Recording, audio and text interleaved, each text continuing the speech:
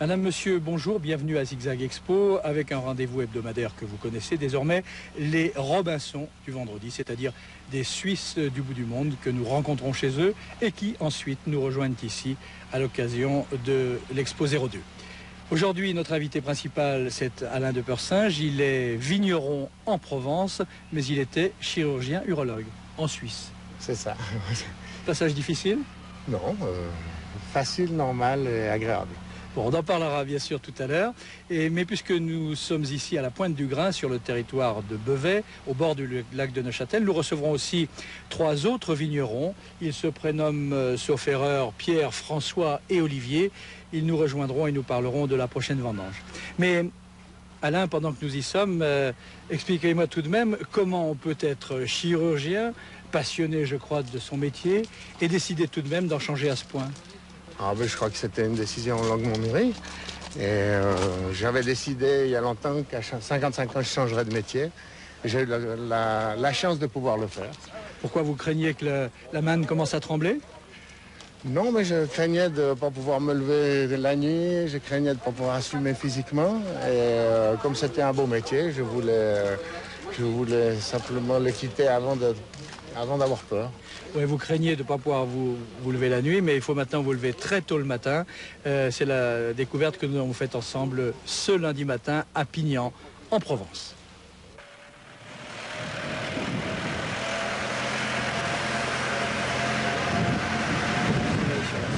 Mais déjà, le petit tracteur, celui qui se faufile dans les vignes, et au volant, crapahutant sur les reliefs, car il y a des reliefs dans ce sud de la France-là, à l'intérieur, dans la région du Massif des Morts. Donc sur le tracteur, bien sûr, Alain de Persinge. Alain, vous vous levez tôt, c'est tous les matins ou c'était pour notre visite? En général, c'est plus tôt. Ça dépend du soleil. Quand il se lève tôt, on se lève tôt. On doit travailler tôt parce qu'après, il y a du vent, par exemple, si on veut faire des traitements. Donc là, on commence au mois de juin vers 5h, 5h30. Mais c'est très beau le matin. Après, c'est trop chaud. Et vous dites vous êtes nombreux ou vous faites ça essentiellement seul? Il y a l'ouvrier et moi. Ça fait 2 ouvriers. Et c'est très agréable de travailler à 2. On a chacun un tracteur. On se suit, on s'écoute, on sait où est l'autre. Et c'est un plaisir d'être dans ces vignes le matin. À vous voir, à vous entendre, on voit tout de suite que c'est le métier de votre vie, mais ça n'a tout de même pas été votre métier toute votre vie. Non, mais en fait, il n'y a pas le métier d'une vie, il y a la vie qu'on découvre, et puis qu'on vit, et puis qui nous fait plaisir. Alors on se met dans des situations qui nous permettent d'exprimer cette chose-là, et d'en avoir du plaisir, c'est ça. Il y a encore quelques semaines, je ne vous connaissais pas. Désormais, je vous connais non seulement tel que je vous ai vu à Pignan, donc en Provence, mais aussi grâce à une guest star aujourd'hui, car nous avons en guest star Jean-Philippe Rapp, vous l'ignoriez. Jean-Philippe, qui l'ignore aussi, est présent dans cette émission, avec un document qui a tout juste 10 ans. Et là, vous avez, je crois, les mêmes lunettes, mais tout le reste est très différent. Regardez.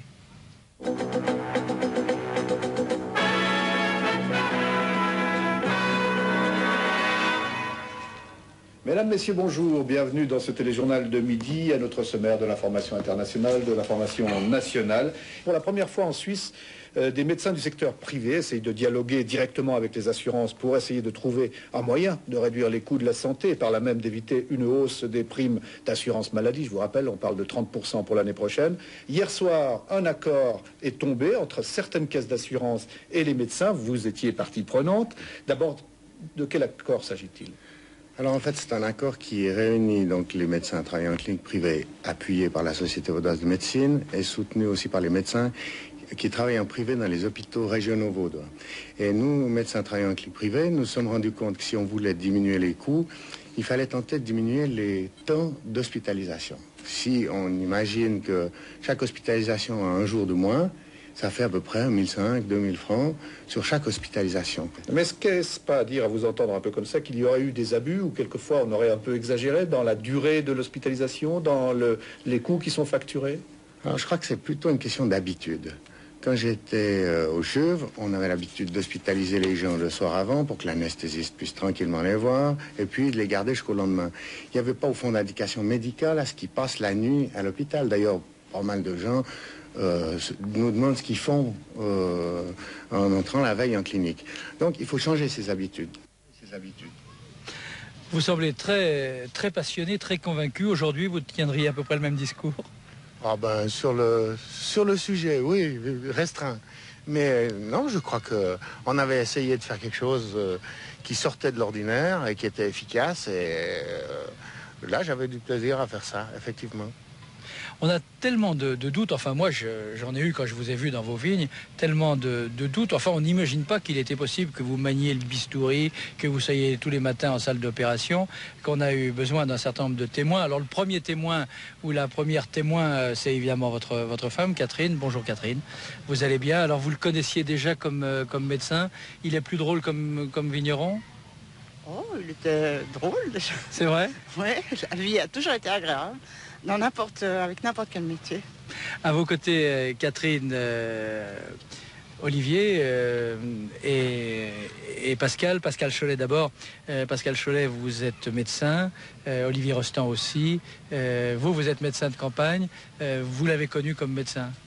Oui, je crois, je me faisais la réflexion tout à l'heure, je pense pas m'avancer en disant que je suis le seul qui ait connu Alain avant qu'il soit médecin. Et qui ait suivi toute sa trajectoire. Alors d'abord, je suis là peut-être pour attester que tout ce qu'il vous dit est vrai, j'entends. Qu'il a été peut-être un petit peu... Il m'a un peu montré un chemin, quoi. Même si nos chemins ont été très différents. Moi, je suis un généraliste de campagne pur. Oui, on va voir... Je vous présente tout à l'heure, docteur Rostand, si vous voulez bien, parce qu'il y a ce document, en effet, vous concernant. Ça a été réalisé par Yvan Dalin il y a une quinzaine d'années. Le sujet, c'était médecin de campagne. On va vous voir il y a 15 ans. Puis on pourra se poser la question si telle n'aurait pas plutôt été votre voie, vous qui aimez tant les rencontres. Pour bien comprendre les gens de la campagne, qu'est-ce qu'il faut? Il faut être né chez eux. Il faut en être, je crois. Un des chefs avec lesquels j'ai travaillé dans un petit hôpital régional qui disait ici c'est un pays de pousseurs de billons, puis il faut avoir poussé les billons pour comprendre ce que les gens disent. Mais je crois que c'est vrai. Alors.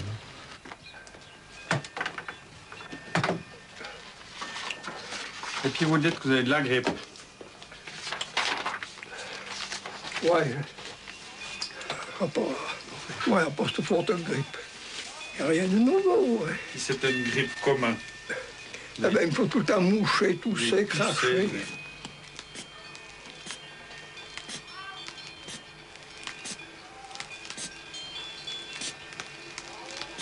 Ah. Franchement, ça ressemble beaucoup au travail que vous faites parfois dans les vignes. Non, mais c'est autre chose. Lui, il tourne, il voit des gens, il a ses consultations. Moi, j'avais une autre activité. J'avais mes consultations en cabinet. J'allais voir les gens chez eux, mais beaucoup moins que lui. Et il y avait les opérations. C'était un autre monde. Et ça ne vous manquait pas, justement, ce côté, j'allais dire ras des pâquerettes. Vous me pardonnez, docteur, hein? Non, du tout. Non, parce que les patients, ils venaient avec leur confiance. Ils viennent chez lui, il va chez eux, les patients lui font confiance. Chez moi, les patients venaient chez moi, ils me faisaient confiance. C'est ça qui nous apporte. C'est ça qui est beau dans ce métier. C'est pas le fait de se promener ou pas. Hein. C'est véritablement ce que les malades nous apportent. Parce qu'ils nous apportent bien plus que ce que nous, on leur donne. Mais bon, on peut lui demander à lui ce qu'il en pense. Oui, et puis on peut le demander aussi au docteur Rostand. Vous êtes à l'hôpital dans lequel, à Payerne, vous êtes chirurgien-chef à l'hôpital de Payerne, là où officiez au moins un jour par mois, par semaine. Oh là là, que dis-je. Vous avez opéré ensemble parfois, ou comment vous connaissez-vous? On s'est connus aussi avant les études de médecine, c'était un peu épisodique, et puis surtout après, quand Alain est devenu médecin, effectivement, on s'est croisés souvent à l'hôpital de Payerne, pour opérer parfois ensemble, hein, pas toutes les semaines, mais assez souvent. C'est vrai que je le connais pas seulement comme médecin, mais aussi comme ami, comme homme. Oui, justement, vous venez de dire le mot amitié. D'après tout ce que j'ai compris, il y a entre vous d'abord des relations d'amitié. On y arrive dans cette espèce de froideur ou de froidure de l'hôpital et d'urgence aussi? Et d'urgence aussi. Et je crois que ça, c'est important parce que cette amitié permet de mieux appréhender notre profession, notre travail, qui n'est pas toujours, en fait, exempt de stress. Et je crois que ça, c'est très important de pouvoir compter parmi ses amis des êtres qui sont dotés d'une humanité extraordinaire. Mais quand il vous a dit, quand Alain de Personnage vous a dit je m'arrête, je vais devenir vigneron, vous l'avez cru tout de suite? Je l'ai cru tout de suite parce que Alain a cette qualité, cette immense qualité de toujours dire la vérité, même quand elle est très crue. Je l'ai regretté au début parce que ça voulait dire que c'était un collaborateur qui allait partir, mais je savais que c'était sérieux. Et vous? Ah, pour moi, c'était... je le savais. Quand il m'a dit qu'il changeait de métier, j'ai dit il l'a fait, quoi. Mais il n'y avait pas de surprise, je pense. C'était annoncé assez longtemps à l'avance. Et vous, Catherine, vous étiez dans le secret des dieux. Est-ce que même vous avez été un peu l'instigatrice? C'était pas vraiment un secret. J'étais tout à fait prenante, partie prenante. Parce que vous-même, vous travailliez dans le milieu hospitalier et pour vous, ça n'a pas été trop grave de changer? Non, à la fin de la carrière, si on peut dire comme ça, d'Alain, je travaillais avec lui. Donc ce qui fait qu'on avait ce projet commun, on prenait nos congés pour aller visiter les domaines, pour prendre des cours, pour apprendre. Enfin, c'était vraiment un projet commun. Vous dites fin de carrière, enfin fin d'une carrière. De celle dont vous parlez. Voilà. Et début d'une autre. Là, on va se retrouver dans vos caves, au milieu de vos fûts. Et parmi ces fûts, il y a quelqu'un que vous aimez bien, qui est le représentant de la profession, c'est-à-dire des vignerons des Côtes de Provence. Il se nomme Paul Denis. Je crois qu'il n'est pas inutile de rappeler ce que sont les Côtes de Provence. Bon, l'appellation Côtes de Provence, donc au départ, c'est 3 couleurs. Une majorité de production de rosé. L'appellation Côtes de Provence est surtout connue pour son rosé puisque ça représente 75% de la production. Nous avons 15% de rouge et 10% approximativement de blanc. Alors l'appellation, certes, nous sommes les leaders en matière de rosé, mais nous avons d'excellents rouges et le fait, vous voyez, nous sommes ici dans une cave où vous apercevez derrière nous des fûts qui sont pour le vieillissement des vins rouges notamment, puisqu'on a à la fois des rouges qui peuvent être bu très jeunes et très frais, et puis nos producteurs ont quand même vu la valorisation d'un produit qui a quand même des caractéristiques spéciales aussi en Provence, c'est les rouges notamment qui font vieillir en fût. Voilà. Et les blancs sont une production assez marginale, consommée surtout dans la région, mais nous avons des blancs qui sont de très bonne qualité, avec notamment des rôles, des cépages rôles qui donnent au vin un goût agréable et une certaine fraîcheur. Vous voilà donc en Provence, au milieu des côtes de Provence. Et ce qu'on peut dire, c'est que vous vous êtes trempé, mis dans le bain tout de suite. Moi, c'est-à-dire que j'ai été très bien accueilli. Ça fait combien de temps, en fait? On a acheté en 95, en 95 ici. Oui, monsieur. Mais enfin, je m'habitue un peu pour là-bas. Et ça fait plus de 3 ans maintenant que j'y suis continuellement. Et les gens sont venus vers nous. Enfin, ils nous ont regardé travailler, puis après, ils nous ont accueillis. Tout le monde me disait, fais attention, les Provençaux, ils parlent beaucoup, mais il n'y a pas de fond. C'est pas vrai. Là, en tout cas, à Pignan, on a véritablement été bien accueillis. On a des amis, d'ailleurs, vous l'avez vu, quand vous êtes promenés dans le village, ils sont de vrais amis. Et donc, ils m'ont permis de m'intégrer en Côte-de-Provence, dans un pays merveilleux, avec des cépages, la possibilité de faire des assemblages. Et puis, il y a... Là, Paul Denis, qui est notre président, mais qui est surtout le voisin, donc un ami, il parle d'une majorité de rosé. Mais maintenant, nous, à la Cassonnière, par exemple, on fait une majorité de rouge. On fait 65% de rouge, alors que la plupart des gens font 70-80% de rosé. Ça veut dire quoi? Ça veut dire qu'il y a un nouveau défi en Côte-de-Provence qui est de faire comprendre aux gens qu'ils ont des rouges, qu'ils peuvent trouver là des rouges superbes. Puis ça, c'est ça qui stimule, c'est ça le défi. C'est que maintenant, on va faire évoluer cette région avec pas mal d'autres domaines que je connais, avec lesquels on fait des dégustations, on travaille ensemble et tout. Donc il y a plus que simplement s'installer dans un coin pépère et puis faire du vin. Il y a de nouveau quelque chose à changer dans une petite région et apporter une pierre à un édifice. Je pense que ça, c'est stimulant. Donc, vous achetez un domaine, mais le domaine, ce n'est pas qu'une maison, ce sont des vignes, c'est une disposition même de ces vignes. C'est un certain nombre de cépages qui sont déjà présents à la fois dans le domaine et de toute façon dans la région. Il faut faire avec, même si vous faites un tout petit peu différemment. Je vous propose que nous allions visiter à la fois le domaine et les cépages. Avant, c'était dû à l'expérience des gens. Ils savaient que sur certaines parcelles, à certains endroits, il y avait des cépages qui pousseraient mieux que sur d'autres à cause de l'humidité, de la qualité des sols, etc. Maintenant, on analyse les sols. Donc, d'après ces analyses de sol, on choisit le greffon, le porte-greffe, et ça nous permet de choisir les emplacements. Mais on se rend compte qu'à l'époque, ils avaient déjà bien trouvé les bons emplacements pour les bons cépages. Alors ça, c'est du cinsault. C'est un cépage qui est fin, qui a une peau fine, qui est bien arrondie et qui est très bon à manger. Alors que les autres, la plupart, ils ont des peaux épaisses et sont moins bons comme raisin de table. C'est lui qui donne la finesse et l'élégance au rosé en Provence. Alors là, c'est du Grenache, c'est un cépage de la vallée du Rhône, du sud, donc Languedoc-Roussillon et Côte-de-Provence. Il donne du chaud au vin. C'est un cépage qui s'oxyde facilement, c'est pour ça qu'on le met en assemblage.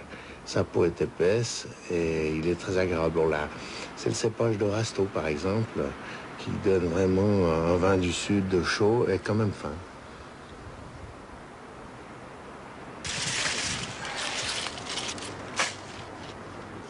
Alors là, c'est une jeune Syrah qui a 6 ans. On voit que les grappes sont petites, avec des grains assez serrés. C'est un cépage charpenté qu'on trouve tout le long de la vallée du Rhône. Il y a de superbes Syrahs en Valais, dans le Chablais. Il y a les Côtes-Rôties, l'Hermitage. Il y a de la Syrah dans le Châteauneuf. Et ici, on arrive à faire des belles Syrahs aussi, beaucoup plus chaudes, qui ont plus de soleil. Et c'est un cépage qui donne du café, des épices, et qui est superbe à cultiver et à élever.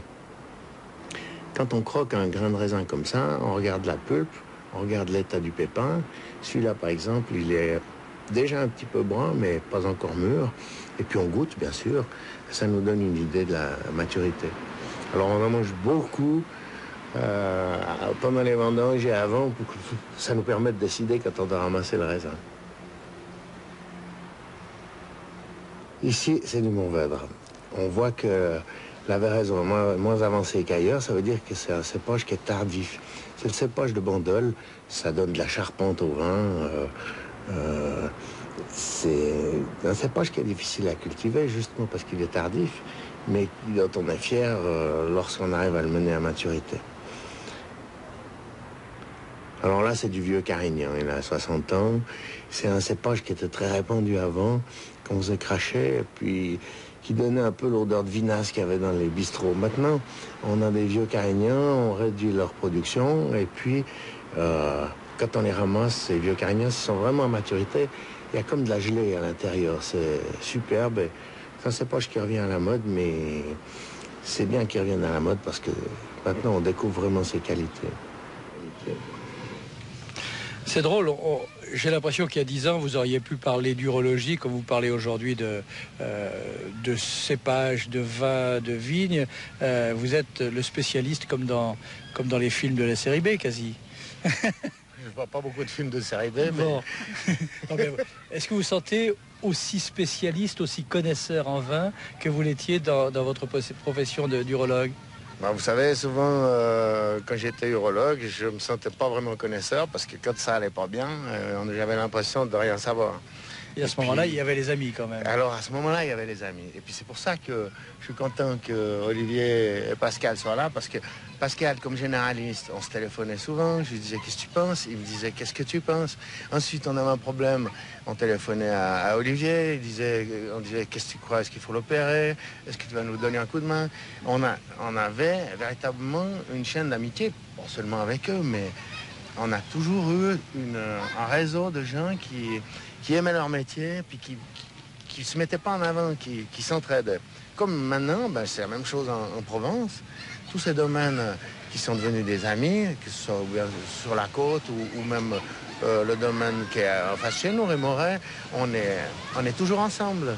C'est-à-dire que si j'ai un problème sur une cuve, ils vont venir. Si lui, il a un problème sur un vin, il va m'appeler. Et en fait, c'est exactement le même genre de relation. C'est des gens qui aiment ce qu'ils font. Voilà, c'est tout. Et alors, parmi les vignerons de Pignan, c'est quasiment la marée noire là, qui qui se déchaînent derrière nous. J'espère qu'on nous entend quand même. Nous ne sommes pas au bord de la mer, monsieur, madame. Nous sommes toujours au bord du lac de Neuchâtel. Oui, parmi les vignerons qui sont vos voisins et vos amis, il y a quelqu'un, je veux parler de Jean-Louis Rebaud, qui est en même temps le maire de Pignan. Alors il serait tout de même temps que nous allions découvrir la cité ainsi que monsieur le maire. Situé entre Toulon et Nice, au pied de la chaîne du Massif des Maures, un village de 2600 habitants, essentiellement viticole, qui a beaucoup de domaines, dont le domaine de la Cressonnière, ainsi qu'une cave coopérative assez renommée. Et puis il y a toute une histoire, il y a eu des chasseurs de lions. Exactement, Jules Gérard, le chasseur de lions, dont la mairie a été sa demeure à l'époque, qu'il a cédé à notre commune, un chasseur de lions dans le sud algérien, et il a fini ensuite comme écrivain à notre capitale, Paris. Et c'est donc ici qu'Alain et Catherine de Persinge ont décidé d'élire domicile et surtout de travailler. Quand ils sont venus, vous pensiez qu'ils allaient rester? Non, sincèrement non. Mais vu vraiment la passion d'Alain et de Catherine, on n'en doutait plus à la fin. Comment ont-ils été accueillis par les Pignantais? Très bien accueillis, ils se sont bien intégrés parce que ce sont des personnes intelligentes qui savent où ils vont, donc il n'y a pas de problème avec eux. Quand ils parlent de Pignan, ils disent chez nous. Vous avez l'impression qu'ils seront complètement chez eux? Exactement, ils sont complètement chez eux. Là, ils parlent de Pignan comme s'ils étaient chez eux depuis des siècles peut-être ou des années, mais ils sont vraiment dépignantés. Vous qui êtes aussi vigneron, vous avez l'impression qu'ils font le même vin que vous? Oui, là, et ils nous tirent vers le haut, puisqu'ils nous encouragent à aller de l'avant, à faire meilleur. Donc ce sont vraiment des authentiques vignerons. Mais alors, avec de si bons vins, comment expliquez-vous qu'à l'apéritif, on boive le pastis? Le pastis est ancestral, vous savez, avant c'était le pastis, mais le rosé maintenant arrive en force, donc je crois que ça va être la boisson, l'apéritif du futur, le rosé, de Provence. Enfin, le rosé de Provence, bien sûr, hein, pas n'importe quel rosé. Et vous avez pris un peu l'accent quand même ou pas? Quand je suis là-bas, bien sûr, par mimétisme. Les numéros de téléphone que j'ai appris là-bas, c'est 82, 92, mais les anciens numéros, c'est 92. On s'adapte, quoi. Mais vous avez vu, ils sont tellement charmants. Moi, j'avais pas vu cette interview. Je trouve touchant la manière dont il parle, parce que je le connais bien, je sais qu'il est sincère quand il dit ça. Ça veut dire qu'ils nous ont bien accueillis. Et dans ce pays, en Provence, véritablement, il y a de la bonne humeur. Vous voyez vous-même, quoi. Les gens sont fantastiques. Vous avez un peu de nostalgie quand même de ce que vous avez laissé derrière vous. Vous remontez quand même assez souvent en Suisse romande. Remarquez, il y a d'autres raisons, mais quand même. Non, je n'ai pas de nostalgie, non, c'était bien, j'ai un excellent souvenir, et puis, mais c'est comme si c'était une autre vie. Maintenant, j'ai quelque chose à faire, j'y vais, et puis peut-être qu'après, on verra. Il faut gagner ça, puis après, il y aura peut-être d'autres étapes à aller savoir. Bon, alors, parmi les gens chez qui vous vous rendez 2, 3, 4 fois par an, il y a, et merci d'être avec nous, il y a Louis-Philippe Rouge. Louis-Philippe, ça sonne déjà comme tout un empire. Et vous, c'est le vin, et c'est le vin et épaisse.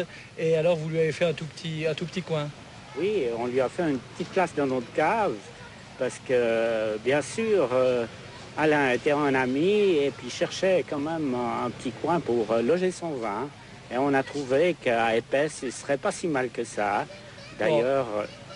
Alors on va le voir, en effet, on se rend maintenant à Épaisse, on domine le lac, plus celui de Neuchâtel, plus la Grande Bleue non plus, le lac Léman bien sûr. Et c'est là donc que 2 ou 3 fois par an, vous vous réunissez, ou vous attendez plus exactement vos amis, vos anciens, et passablement de nouveaux.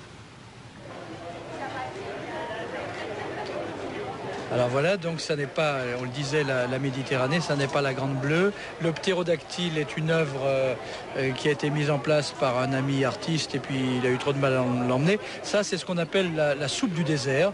C'est vrai que ça tient bien au ventre, surtout quand il fait beau comme ça. Et donc, 2 ou 3 fois par an, eh bien, c'est là qu'on se retrouve pour parler vin. Monsieur Rouge, quelle bizarre idée tout de même que d'inviter chez vous, dans votre cave, non seulement un concurrent, mais un concurrent qui vient vendre des vins de Provence. Écoutez, c'était une relation amicale qu'on avait avec Alain quand il était encore médecin. Et il m'a émis son idée d'acheter un domaine. Je lui ai fait quelques remarques de faire attention quand même, parce que la viticulture, c'est pas si facile que ça. Et très courageusement, il a poursuivi son idée. Et plus tard, il cherchait un endroit pour pouvoir négocier ses vins en Suisse. Et c'est à la cave La Cornale que, d'entente avec lui, nous avons ouvert nos portes. Et je pense que ce n'est pas du tout une concurrence pour les vins suisses. C'est peut-être une ouverture vers le marché européen et la diversification des vins. Le client actuel n'a pas seulement un épaisse ou un désalé dans sa cave, mais il a naturellement aussi une autre gamme de vins étrangers. Et vous avez l'impression que vos clients sont les siens ou qu'ils sont différents? Je pense qu'on a chacun sa clientèle qui se mélange, qui s'harmonise. Il y a des clients qui viennent déguster les vins de la Cressonnière, qui sont étonnés par le bouquet de nos épaisses, et puis vice-versa. C'est une découverte, une rencontre mutuelle et je pense qu'il peut apporter beaucoup. Et vous alors, votre avis sur ces vins? Ces vins sont complètement différents des nôtres. Il essaie de faire un énorme effort pour faire découvrir les vins de la Côte de Provence. Et ces vins sont magnifiques. Ils sont très structurés. Il y a des arômes subtils qui ressortent.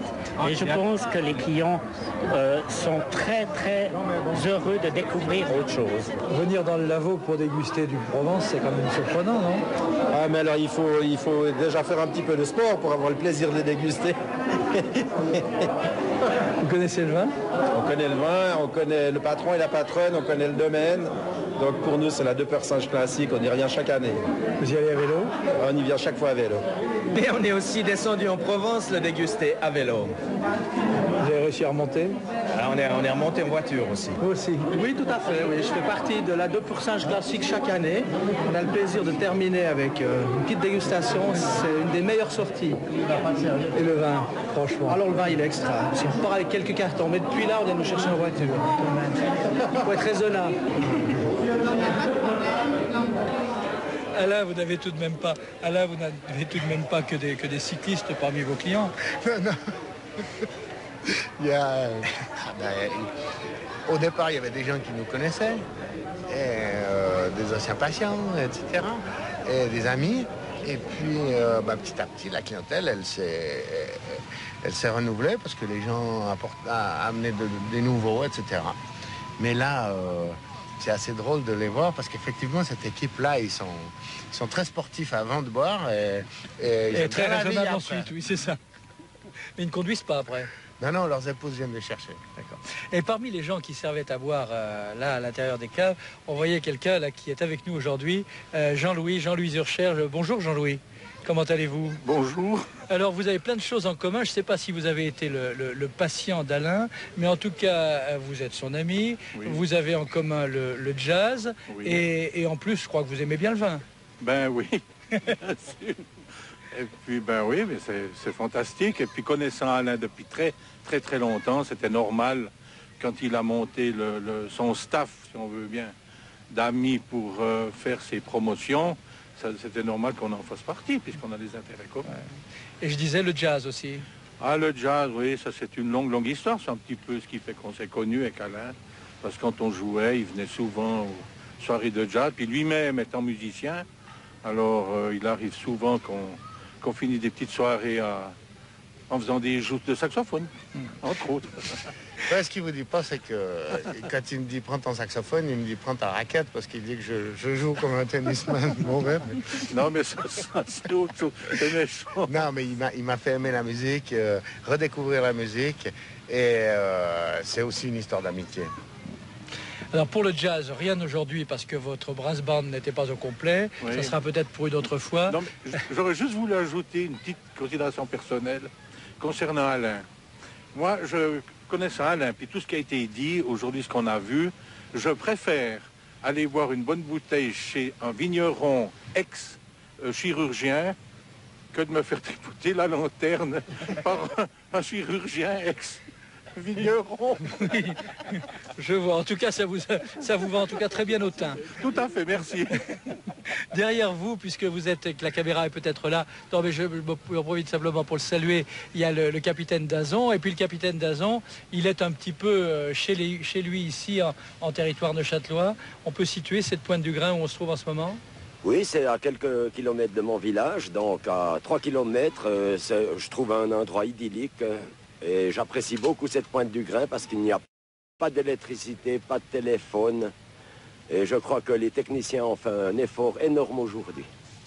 Alors, merci à la technique, en effet, aussi au passage, merci à nos amis techniciens. Et puis, puisque nous sommes entre la mer et le ciel, ou en tout cas entre le lac et les collines, je vous propose que nous allions retrouver Pierre Nicolet et ses amis. Ils sont tous trois vignerons à quelques dizaines de mètres ici, derrière nous. Cette parcelle s'appelle l'Evo. VAUX, j'imagine? VAUX, oui. C'est des terres propices au pinot noir et au chasselas. Et on est chez vous? Oui. Propriété familiale. Nous exploitons un domaine de 7 hectares et demi. En famille, bien sûr? Alors, tout en famille.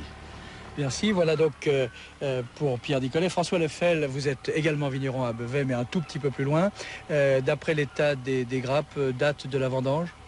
Alors bien sûr qu'on est dépendant beaucoup de l'ensoleillement du mois de septembre, qui a une énorme importance, mais au vu de ce qu'on voit maintenant du beau temps qui est là, qui est propice, on pense fin septembre pour le pinot noir et les spécialités et début octobre pour le chasselas. Voilà pour la date. Reste à savoir quelle sera la qualité. Olivier Brunner, à votre avis?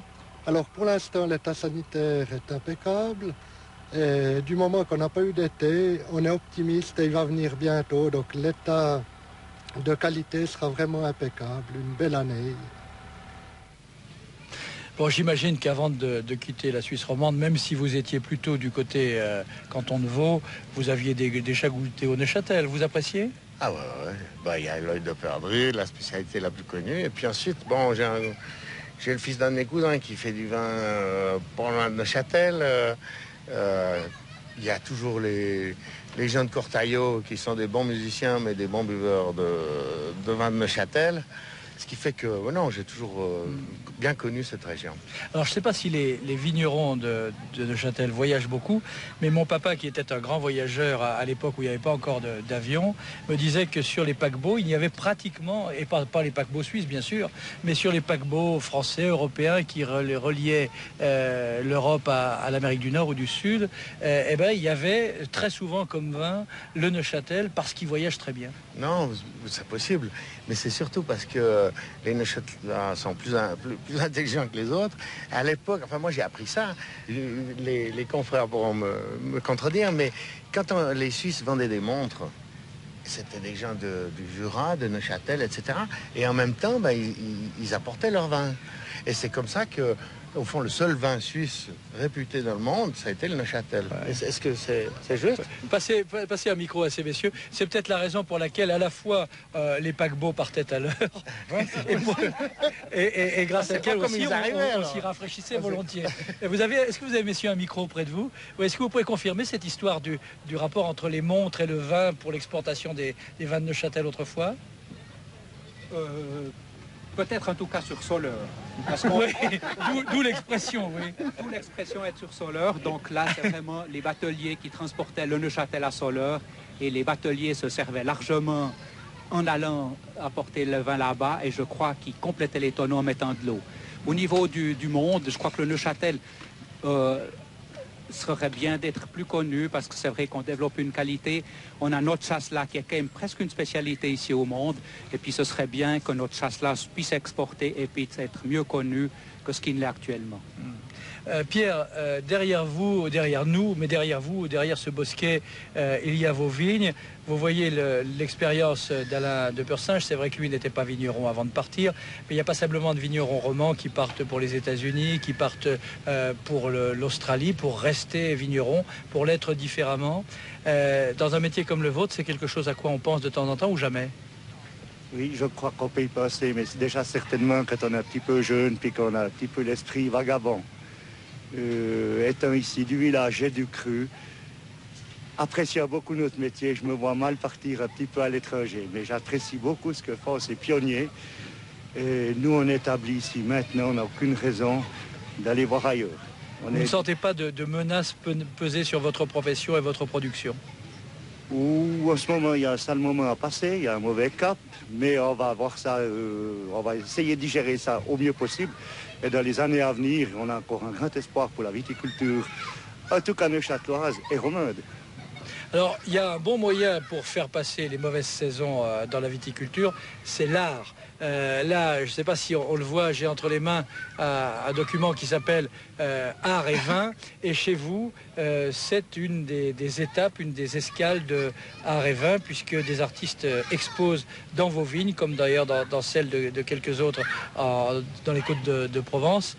Où il y a chez vous deux artistes, dont l'un qui expose en plein vent, c'est son métier. Il se nomme Jean-Paul Richon. On vous retrouve à la Cressonnière, à Pignan.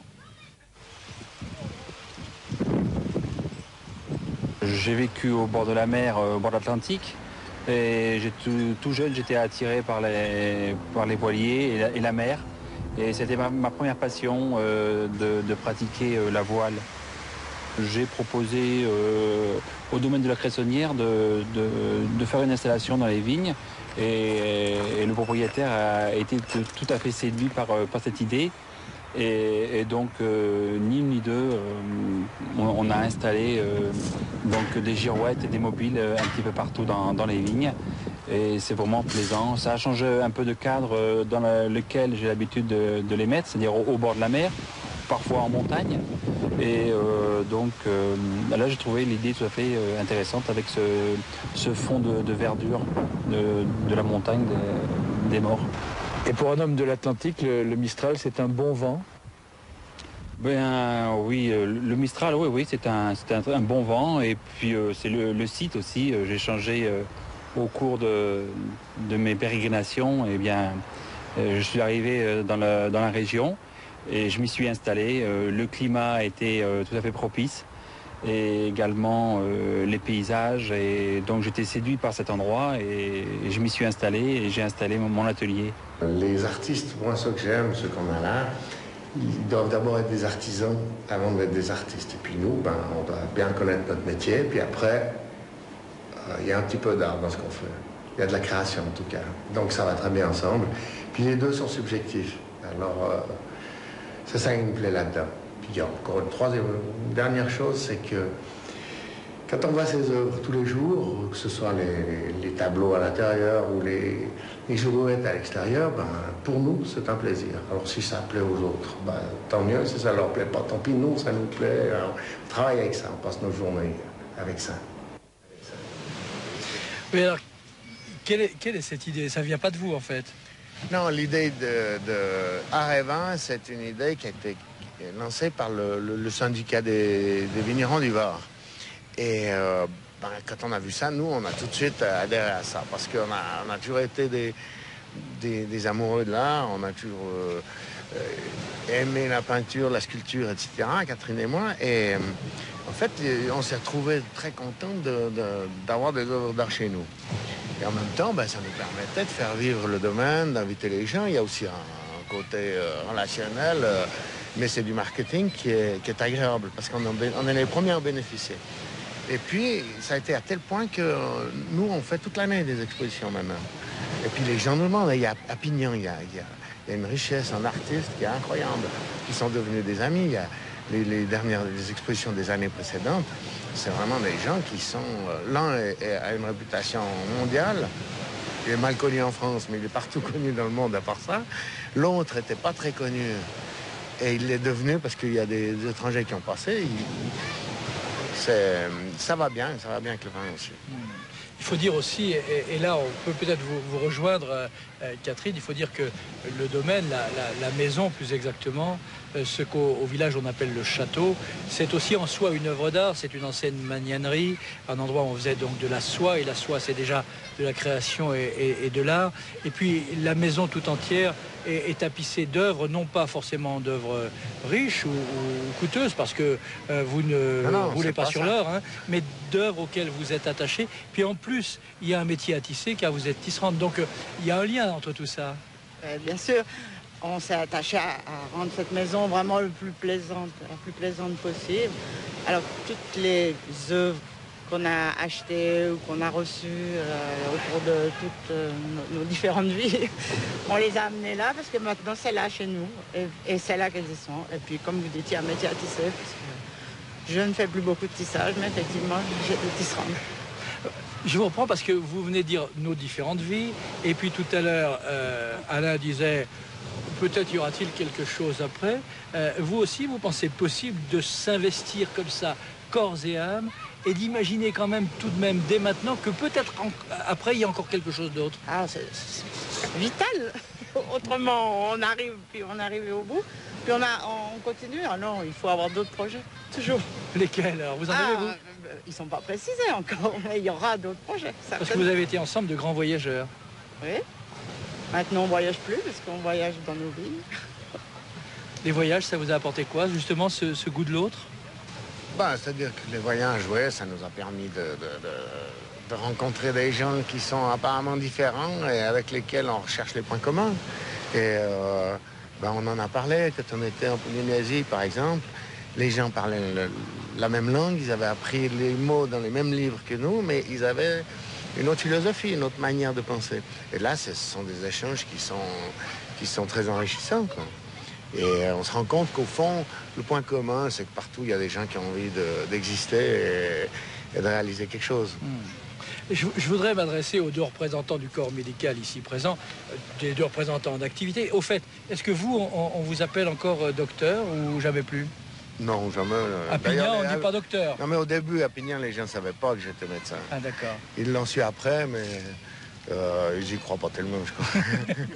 Oui, alors tout à l'heure, vous disiez, vous avez à la fois authentifié les années précédentes d'Alain de Purcell. Vous, quand vous voyez cette histoire, son histoire, quand vous vous rendez sur place, qui vous est arrivé, il vous arrive d'avoir une pointe de jalousie, ou bien c'était vraiment eux, mais ça ne serait pas pour vous? Non, ça c'est une réflexion que je me suis fait autour de cette émission, mais il y a une pointe de jalousie, sans aucun doute, mais dans le bon sens du terme. Disons d'envie, n'en parlons plus. Oui, voilà, d'accord. Voilà. Vraiment? Ah, certainement, oui. Certainement aussi d'un vieil ami qui est capable de changer de vie, mais je disais, Alain m'a un peu montré un chemin. Dans la médecine, il m'a aussi montré qu'il y avait une issue.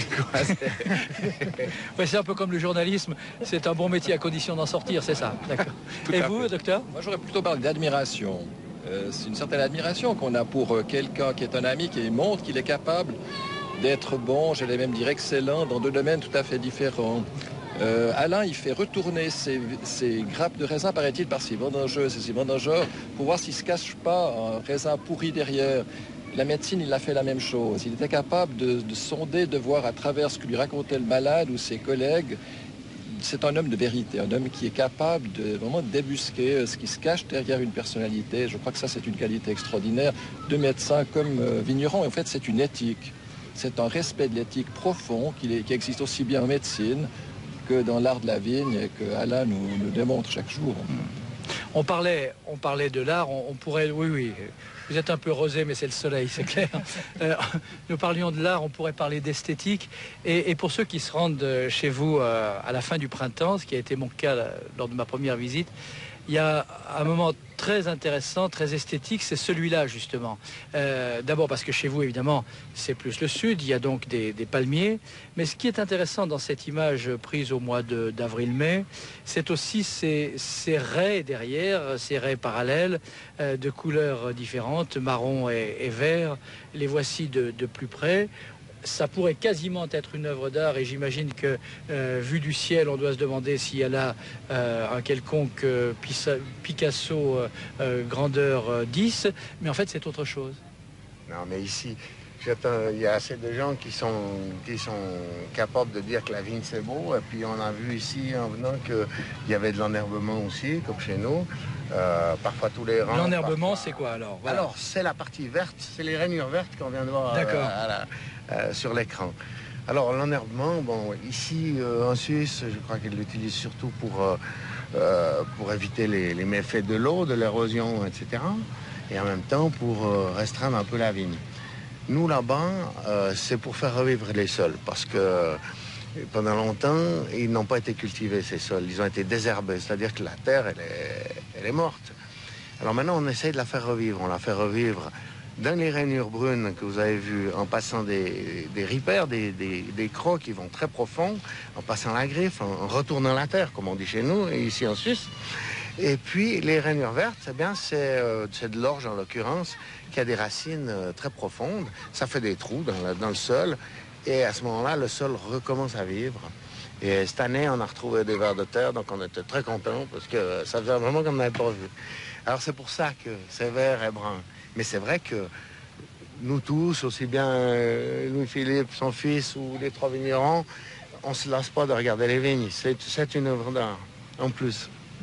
Alors, parmi les dangers pour la nature, pour la vigne, même pour les vers de terre, même à condition qu'ils soient en surface, il y a un danger que vous connaissez bien. Mardi, lorsque nous sommes quittés, commençait un feu de forêt qui a failli vous ravager. Je vous propose qu'on voit le travail que vous avez observé mardi, le travail des Canadair, ces avions qui tentent de jouer les extincteurs sur des régions comme la vôtre.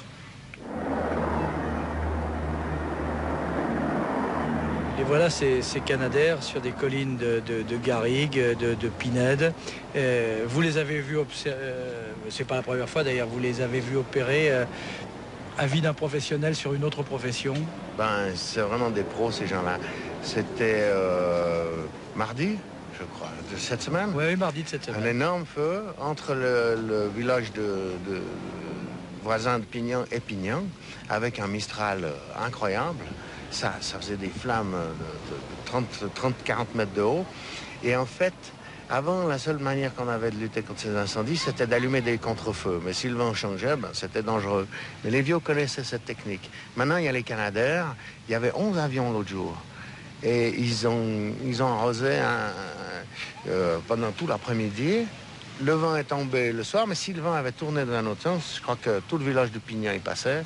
Et ça allait tout le long de la vallée. Vous avez eu peur?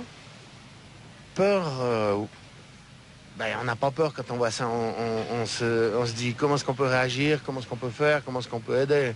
Donc on n'a pas le temps d'avoir peur. Mais c'est vrai que c'est impressionnant, quoi. Et là, on voit la solidarité des gens. Parce que tous ceux qui avaient des copains dont la maison était proche du feu, ben, ils sont allés l'aider à défendre la maison, mettre des lances à incendie. Enfin, tout le monde est concerné, hein. Il y a une autre ambiance dans le village.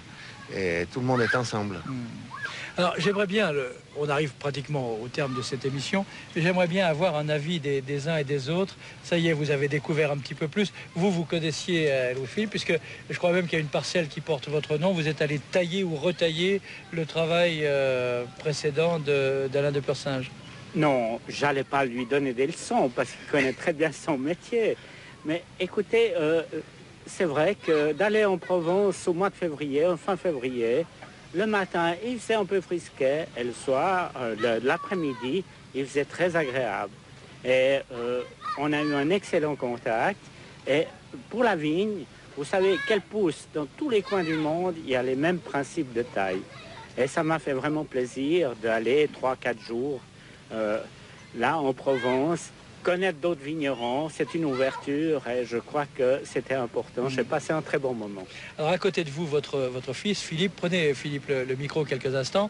Tout à l'heure, nos amis vignerons neuchâtelois disaient qu'eux, ils avaient peut-être plus tout à fait l'âge pour imaginer d'aller faire leur métier ailleurs. Vous? Alors malheureusement, j'attends toujours de descendre. J'ai été quelques fois à Pignan, mais j'aimerais bien y retourner l'hiver prochain pour tailler également. C'est quand même la formation du CEP. On a parlé de l'art avant, c'est vrai que c'est quelque chose de passionnant, la taille. Donc j'essaierai de prendre un petit peu de temps pour me déplacer. Pour le moment, c'est vrai que les jeunes, on est très amoureux de notre métier ici et on n'a pas beaucoup de temps pour le voyage. Hein. Mais au-delà de la taille, l'idée que vous pourriez demain être vigneron, non pas à Épaisse, mais en Californie ou en Australie, non? Pour l'instant, j'ai beaucoup à faire à Épaisse, c'est dans le merveilleux Lavaux et je pense que Peut-être qu'à l'âge d'Alain, j'imaginerais autre chose. Mais pour le moment, je suis un amoureux de la région du Lavaux et je compte y rester un bon moment, j'espère. Et j'aimerais aussi l'avis du capitaine Dazon. Capitaine, vous avez un micro, prenez-en un, celui que vous voulez. Votre impression, vous l'homme du voyage au long cours, même si le cours se passe toujours à peu près sous les mêmes latitudes, ce voyage, il vous a fait envie ? Ah oui, ça me fait toujours envie de voyager. Et c'est clair que je descends souvent en Provence aussi, mais comme tout le monde, j'aime beaucoup ma région. J'ai l'ennui, comme je dis, mes sapins, de ma pointe du grain. J'aime bien partir, mais j'aime surtout revenir. Ouais.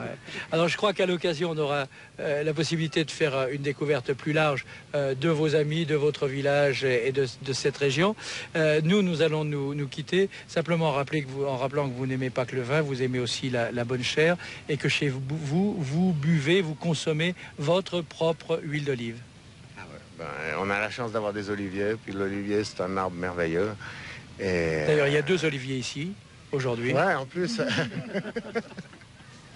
Non, c'est encore un autre aspect qui est beau de la Provence, enfin du monde méditerranéen, parce qu'en fait, quand on est en Provence, on appartient à la Méditerranée. C'est très fort, on se rend compte que c'est une civilisation en soi.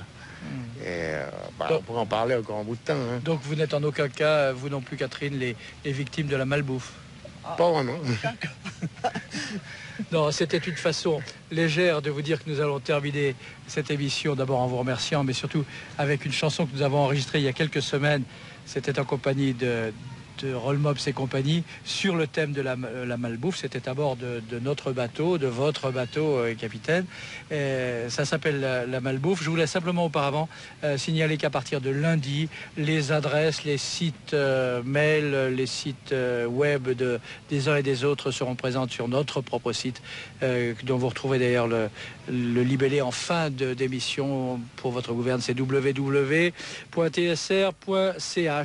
Merci à tous. Et je vous propose que nous applaudissions Rollmops et compagnie pour cette chanson, La Malbouffe.